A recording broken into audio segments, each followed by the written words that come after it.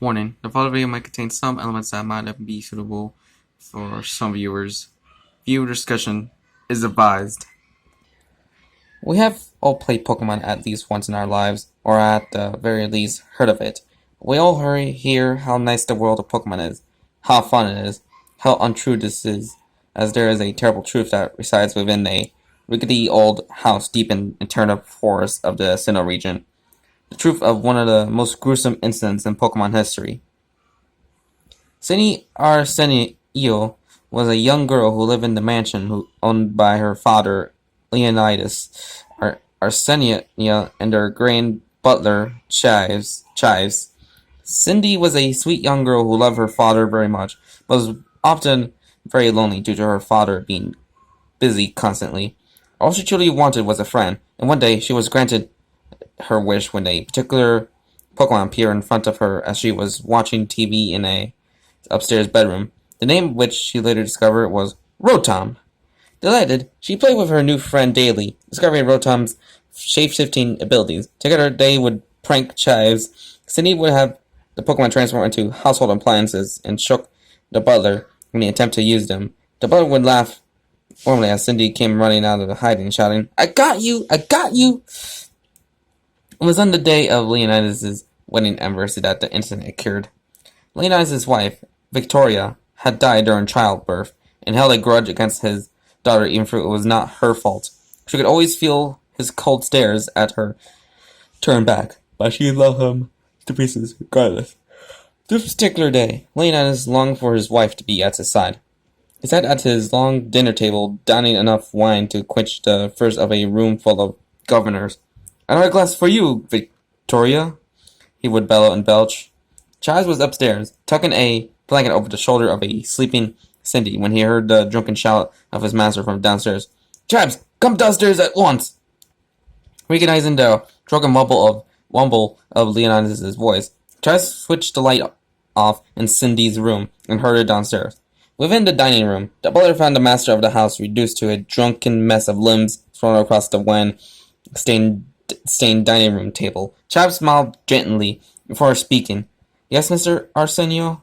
The man slowly lifted his head, his forehead wrinkled and his cheeks red and sweaty. "I'm hungry. Make me a steak." "Yes, sir. How would you like your steak cooked?" Leonidas groaned, reached for a glass, knocking it over and frowning at the clatter of it, hitting the table and spilling its contents over his already soiled pants. He glared up at the butler with glazed eyes. "Get out!" Chaz knew that Leonidas had an unpredictable temper, even when he was sober, and did not want to take any chances. "Of course, sir. I'll be back momentarily with your food." When Chaz returned to the dining hall, Leonidas was in an even further drunken state. He carefully sat down the plate of meat in front of the man. "Hope you enjoy it, sir." Leonidas slowly placed a piece of meat in his mouth, and chewed before spitting it in the butler's face. With a shout, he grabbed the plate with the remaining steak and threw it against the wall behind him. The noise of shattering porcelain traveled upstairs and awoke Cindy. She stumbled downstairs, blurry-eyed, to find her father shouting at Chives. "My freaking steak was supposed to be well done, you freaking idiot!" he spat. "Dad, what's wrong?" Leonidas turned around to see his daughter, staring at him with wide eyes, a smaller version of her mother in every respect. His voice was tight. "Go to your room, sweetheart. I'm just talking to Chives." She narrowed her eyes, looking at the state of the dining room, the spilled booze, the smashed plate, the steaks she was running down the wall. The steak knife was still clenched in her father's shaking hand. Cindy ran to the butler and wrapped her arms around his leg. "No, I'm not going to leave." Leonidas looked at her, and up to Chives. "Go to your room, Cindy." "No!" His eyes darkened, and his voice became louder. He advanced towards her and grabbed her by the wrist. "Go to your room, you little brat." "You're hurting me!" she cried. Leonidas smacked her across the face, and after the initial shock, she began to cry. Looking down at her, his face softened and began to move closer to her again, but Chives moved in front of his path. "Please do not harm the girl, master." "Get the frick out of the way." He reached into his pocket and summoned his Typhlosion. "Typhlosion, get him out of my way." The beast released a burst of flame from its mouth. Cindy ran, and the Pokemon directed its attack towards the sudden movement. with a flash. Cindy's white nightgown was alight. The light caught and acted as quick emanation as the flames crept up her body. She was screaming and batting at her dress and screaming. Atlantis quickly realized what he had done. He ran towards his daughter and tried to put out the flames consuming her body. He grabbed the closest liquid and doused her with it. The flame blazed brighter and Cindy screamed louder. What on earth do you think you're doing? Travis yelled, shoving the shocked Leonidas to the side. Tearing and ripping at the burning nightgown, Travis soon found it was too late. Cindy's scream ceased, and her body fell limp into Butler's arms. Is she okay? Leonidas said. Cindy? Little girl's arms were burnt black, her legs a raw, aching red. Her mouth was still open wide in a picture of agony. Cindy?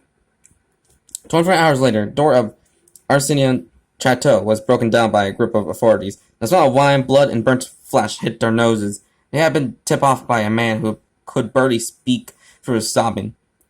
Two people are dead in the mansion in the woods near Eterna. Inside the house, they could hear the soft humming of a Pokemon. Crying?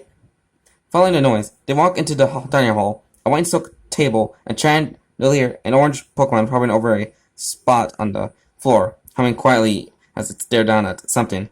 On the floor lay a girl, burnt black and red from her legs to her neck, almost in the shape of a dress. Her eyes were closed, as was her mouth. There were tears streaked down her face. 3 feet away from her lay an elderly man, a steak knife launched in his throat. He was dressed in a typical butler's attire. To this day, no one has inhabited the Old Chateau except for Pokemon. Rumors say that Cindy and Chive still look through the rooms of the chateau, lost, looking for a way out. It is said that Rotom still plays with Cindy by turning into the television to prank Chives. I got you! I got you! So that was the Old Chateau Secret, a creepypasta story. And my final thoughts on it? This is a pretty good creepypasta based around a rather infamous haunted location in the Pokemon series. Like, info there's like a theory, I think why the Old Chateau is the way it is because of something about Gardenia. But this creepypasta, this is like a bit more darker than what people presume in the game that Gardenia has something to do with the Old Chateau being haunted and stuff. But yeah, it's just there's no this is like not your typical Pokemon creepypasta. This is like more like a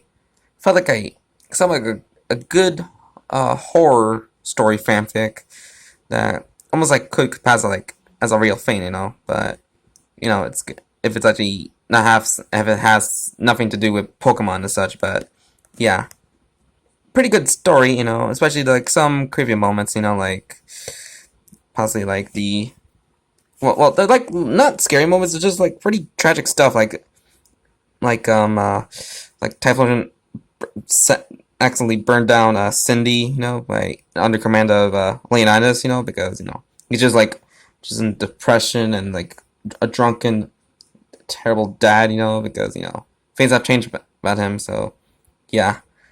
So anywho, I don't have anything else to say, but pretty good creepypasta, based around the infamous location from Pokemon. So yeah. Hope you enjoyed this video. Like and comment this video and subscribe for more content. So this is Mr. Freddy here, and I hope you have a pretty good night. So good night.